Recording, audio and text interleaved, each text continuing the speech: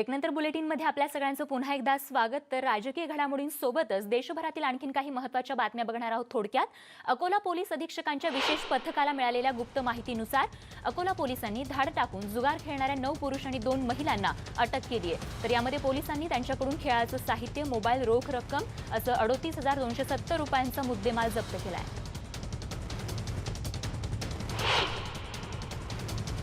गेल्या अनेक दिवसांपासून अकोला शहरातील शिवसेना वसाहतमध्ये एका ठिकाणी अवैध दारूच्या धंद्याला ऊत आला आहे आणि रहिवासी वसाहतीत सुरू असलेल्या अवैध धंद्यामुळे अनेक संसार उद्ध्वस्त होत आहेत। आणि यासाठी शिवसेनेच्या नगरसेविका सपना नवले यांनी पुढाकार घेत परिसरातील थेट महिलांना घेऊन जुने शहर पोलीस स्टेशन गाठलं आणि पोलीस निरीक्षकांना निवेदन देऊन अवैध दारू धंदा बंद करण्याची मागणी केली।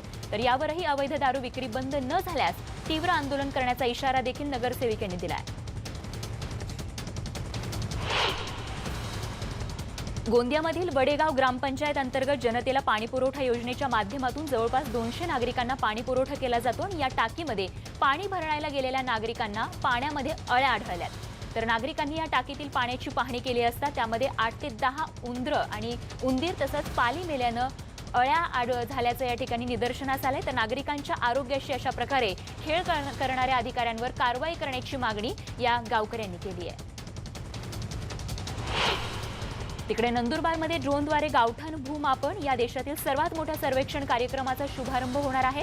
राज्याचे जमाबंदी आयुक्त एस चोकलिंगम यांनी या कार्यक्रमाविषयी उपस्थितांना मार्गदर्शन केलं। तर राज्यातल्या 4000 गावांमध्ये अशा पद्धतीनं गावठाणचे ड्रोनद्वारे सर्वेक्षण तर होत असून मासिक सभेतून या योजनेबाबत प्रबोधन करण्याच्या सूचना देखील यंत्रणांना देण्यात आल्या आहेत। हैदराबादमध्ये काचीगुडाजवळ रेल्वे गाड्यांना भीषण अपघात झालेला आहे। काचीगुडाजवळ 2 रेल्वे गाड्या ज्या आहेत त्या परस्परांवर धडकल्या। या दुर्घटनेमध्ये 30 प्रवासी जखमी झाल्याचं कळतंय। तर या ठिकाणी सिग्नलची वाट न पाहता या दोन्ही रेल्वे गाड्या एकाच रुळावर धावल्यानं ही दुर्घटना घडली आहे। वाशिममधील पेडगावच्या बापलेकानं टांझानियाच्या किलोमांजरो शिखरावरील गिलमन्स पॉइंटवरती तिरंगा फडकवलाय। शिवलाल मंत्री आणि त्यांचा 12 वर्षीय आरव मंत्री यांनी टांझानियातील किलीमांजरो या शिखरावरील गिलमन्स पॉइंटवरती तिरंगा फडकवलाय। तर अत्यंत उंचीचं असं हे शिखर चढण्यासाठी त्यांनी सुरुवात केली आणि शिखराची चढाई करताना शून्याखालील तापमान, सुसाट वेगानं वाहणारं वारं तसंच उभी चढण अशा प्रतिकूल परिस्थितीवर मात करत या बापलेकानं अवघ्या 5 दिवसांमध्ये 7 नोव्हेंबर रोजी किलीमांजारो शिखरावरील गिलमन्स पॉइंटला पोहोचून आपल्या देशाचा तिरंगा या ठिकाणी फडकवला आहे।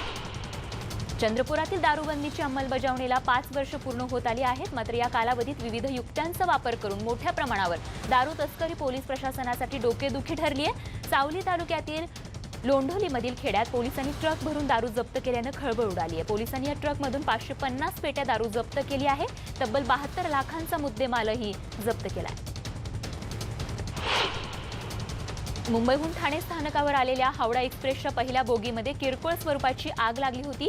रेल्वे कर्मचाऱ्यांच्या लक्षात येताच त्यांनी तातडीनं प्रवाशांना या बोगीमधून खाली उतरवत अग्निशमन दलाशी संपर्क साधण्याचा प्रयत्न केला आणि त्याचवेळी ठाणे रेल्वे स्थानकावरती मुंबईला जाण्यासाठी उभे असलेल्या पुणे अग्निशमन दलाच्या जवानांनी ही घटना पाहिली आणि त्वरित आगीवर नियंत्रण मिळवलं। त्यामुळे जवानाच्या या कार्याचं कौतुक होत आहे। शिवसेना प्रमुख उद्धव ठाकरे हे मुख्यमंत्री व्हावे यासाठी कराडच्या कृष्णा घाटावर असलेल्या संगमेश्वर मंदिरात शिवसैनिकांनी मंत्रोच्चार करत काल महादेवाच्या पिंडीला अभिषेक घातला होता। यावेळी उद्धव ठाकरे हेच महाराष्ट्राचे मुख्यमंत्री व्हावे असं महादेवाला त्यांनी साकडं घातलं होतं। मात्र काल रात्रीचं चित्र काहीसं वेगळं दिसलं। भंडारा जिल्ह्यातील पवनीजवळील रेवणी गावात मासेमारांच्या जाळ्यामध्ये अडकलेल्या 2 अजगरांना सर्पमित्रांनी जीवदान दिलंय। मैत्र वन्यजीव संरक्षण आणि संवर्धन संस्थेच्या रेस्क्यू टीमनं ही कामगिरी केली। तर रेस्क्यू टीमनं जाळं कापत मोठ्या शिताफीनं या अजगरांना बाहेर काढलं आणि त्यांच्यावर उपचार करून त्यांना सुखरूपरित्या जंगलामध्ये सोडलंय। लासलगाव आणि येवल्यामधील काही कांदा व्यापाऱ्यांवरती केंद्र शासनाच्या जीवनावश्यक विभागाच्या अधिकाऱ्यांनी धाड टाकली आहे। व्यापाऱ्यांकडे असलेला कांदा स्टॉकची जी कसून तपासणी या ठिकाणी केली जाते।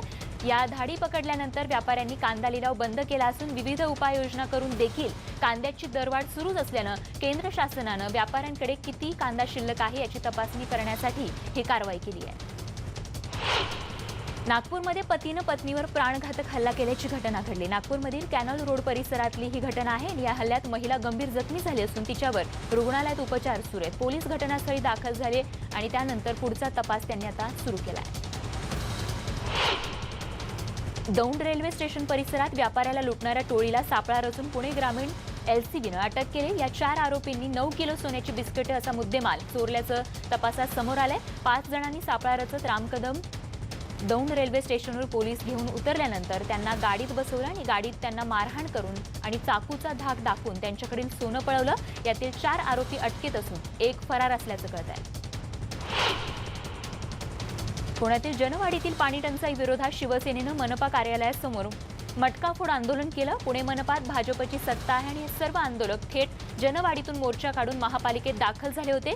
गेल्या 3 महिन्यांपासून गोखलेनगर आणि जनवाडी भागात पुरेसा पाणी पुरवठा होत नाही आणि याच विरोधात सेना आक्रमक झाल्याचं बघायला मिळत आहे। भंडारा जिल्हा सामान्य रुग्णालयाजवळ 2 पोलिसांमध्येच आपापसात फ्रीस्टाईल हाणामारी झाल्याची घटना घडली आहे। पोलिसांच्या फ्रीस्टाईल हाणामारीचा व्हिडिओ देखील सध्या तुफान व्हायरल होतोय। या व्हिडिओमध्ये हे पोलीस एकमेकांना जोड्यानं मारताना बघायला मिळतात। या प्रकरणी 4 पोलीस अधिकाऱ्यांचं तातडीने निलंबन करण्यात आलंय। जर जनतेचे रक्षकच अशा पद्धतीनं हाणामारी करायला लागले तर जनतेच्या सुरक्षेचं काय असा प्रश्न उपस्थित केला जातोय। सह्याद्री व्याघ्र प्रकल्पाच्या अंतर्गत असणाऱ्या सातारा जिल्ह्यातील पश्चिमेकडील बामणोलीसह कांदाटी खोऱ्यामध्ये नोव्हेंबर महिना आला तरी वासोटा पर्यटन सुरू झालेलं नाही आणि त्यामुळे या ठिकाणचा बोट व्यवसाय ठप्प झाल्याचं बघायला मिळते। शिवेंद्रराजे भोसले यांनी बोट व्यावसायिकांना सोबत घेऊन जिल्हाधिकाऱ्यांना विविध मागण्यांचं निवेदन दिलंय। फेसबुकवरती वादग्रस्त पोस्ट अपलोड केल्यामुळे तळेगाव दाभाडे येथे 2 गटांमध्ये तुंबळ हाणामारी झाली। या हाणामारीत 2 जण जखमी झालेत। या 2 गटातील तुंबळ हाणामारीत दगडफेक आणि गोळीबार झाल्याची प्राथमिक माहिती मिळते। या घटनेची माहिती मिळताच पोलिसांनी घटनास्थळी धाव घेतली आणि आता सीसीटीव्हीच्या आधारे आरोपींचा शोध सुरू आहे। पंजाब महाराष्ट्र बँकेच्या 2 माजी संचालकांचा अटकपूर्व जामीन अर्ज सोमवारी सत्र न्यायालयानं फेटाळल्याची माहिती आर्थिक गुन्हे शाखेनं दिली आहे। परमित सोधी आणि सुरजित सिंग नारंग अशी त्यांची नावं आहेत।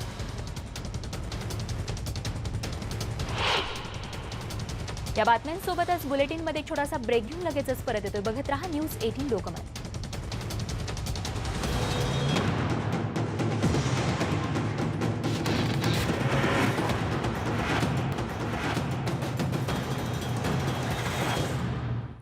बुलेटिनमध्ये आपल्या सगळ्यांचं पुन्हा एकदा स्वागत आणि आता बघणार आहोत आणखीन काही महत्त्वाच्या बातम्या थोडक्यात। सुरुवातीला बातमी आहे कोल्हापुरातून। कोल्हापुरातील पंचगंगा नदीचा घाट आज हजारो पणत्यांनी उजळून निघालाय।